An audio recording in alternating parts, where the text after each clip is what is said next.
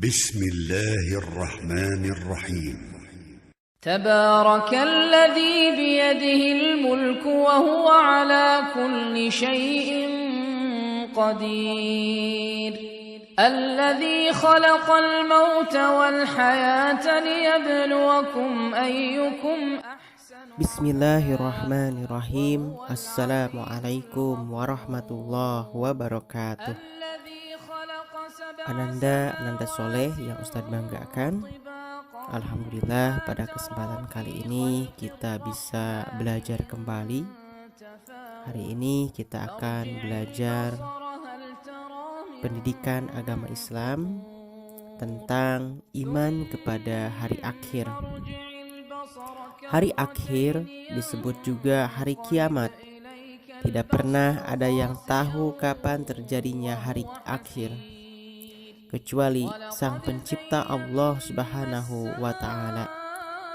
Saat hari akhir tiba, tidak ada seorang pun yang bisa selamat dari kejadian itu. Semua amal perbuatan baik dan buruk akan dipertanggungjawabkan di akhirat kelak. Tanda-tanda hari akhir. Rukun iman yang kelima adalah iman kepada hari akhir. Pada hari akhir, alam semesta beserta isinya akan hancur lebur dan mati. Kehidupan pun akan lenyap dari muka bumi. Itulah hari akhir, suatu hari yang telah dijanjikan Allah Subhanahu wa Ta'ala akan datang pada akhir zaman. Di dalam Al-Quran, surah Al-Qari'ah, surah ke-101 ayat 1-5 disebutkan, A'udzu billahi minasyaitonir rajim. Bismillahirrahmanirrahim. Al-Qari'ah, mal Qari'ah. Wa ma adraka mal Qari'ah. Yauma yakunun nasu kal farashil mabthus wa takunul jibalu kal ihnil manfus. Artinya, hari kiamat. Apakah hari kiamat itu? Dan tahukah kamu apakah hari kiamat itu? Pada hari itu manusia seperti laron yang berterbangan, dan gunung-gunung seperti bulu yang dihambur-hamburkan. Quran Surat Al-Qari'ah ayat 1-5. Hari kiamat akan datang dengan tiba-tiba. Tidak ada seorang pun yang mengetahui kepastian datangnya. Hanya Allah Subhanahu wa Ta'ala yang mengetahuinya. Meskipun begitu, ada beberapa ciri yang menandakan akan datangnya hari kiamat. Apakah tanda-tanda tersebut? Tanda-tandanya adalah sebagai berikut. Yang pertama, manusia sudah tidak malu lagi berbuat kejahatan atau perbuatan yang dilarang agama. Manusia sudah tidak malu memperlihatkan auratnya di depan umum. Yang ketiga, manusia mengalami kerusakan akhlak sehingga sudah tidak memedulikan agamanya. Yang keempat, Dajjal atau setan berbentuk manusia yang akan menyesatkan manusia banyak bermunculan. Contohnya, orang yang mendukung kemaksiatan dan kemungkaran dengan alasan yang dibuat-buat. Yang kelima, orang kaya tidak mau lagi membayar zakat dan tidak menyantuni anak yatim. Apabila tanda-tanda tersebut sudah ada, berarti hari kiamat sudah dekat. Sebagai seorang muslim, kita harus menghadapi datangnya hari kiamat dengan iman dan takwa kepada Allah Subhanahu wa Ta'ala. Kita harus giat beribadah, belajar, dan bekerja untuk kehidupan dunia dan akhirat. Hari kiamat ada beberapa istilah. Yang pertama, Yaumul Akhir atau hari berakhirnya kehidupan di dunia. Yang kedua, Yaumul Ba'ats atau hari kebangkitan. Pada hari tersebut manusia akan dibangkitkan dari alam kubur. Semua manusia yang telah mati akan dihidupkan kembali. Yang ketiga, Yaumul Mahsyar atau hari berkumpul.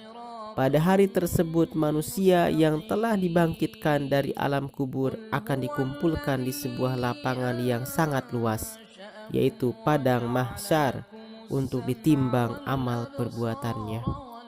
Yang keempat, Yaumul Hisab atau hari perhitungan. Pada hari tersebut amal perbuatan manusia semasa hidupnya akan dihitung. Pada saat itu manusia tidak dapat membela diri. Seluruh anggota badan berbicara sendiri sebagai saksi atas perbuatan yang telah dilakukannya semasa hidup di dunia. Yang kelima, Yaumul Mizan atau hari penimbangan amalan. Jika amal kebaikannya lebih banyak akan masuk surga, sebaliknya jika amal kebaikannya lebih sedikit akan masuk neraka. Yang terakhir, Yaumul Jaza atau hari pembalasan. Pada hari tersebut manusia akan mendapat balasan sesuai dengan amal perbuatannya selama di dunia. Selanjutnya, yang terakhir, pembahasan mengenai tahapan-tahapan hari akhir. Setelah semua kehidupan musnah, kemudian akan datang tahap kehidupan kedua. Kehidupan kedua ini terjadi di alam akhirat.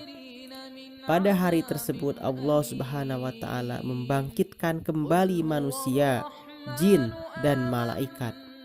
Kemudian Allah memperhitungkan amal perbuatan manusia dan jin dengan seadil-adilnya. Orang yang baik akan mendapatkan kenikmatan abadi di surga, sebagaimana dengan orang-orang yang melakukan dosa. Mereka akan dimasukkan ke dalam neraka Allah Subhanahu wa taala. Setiap makhluk yang bernyawa pasti akan mengalami kematian. Setelah mati, manusia akan menjalani kehidupan sebagai berikut.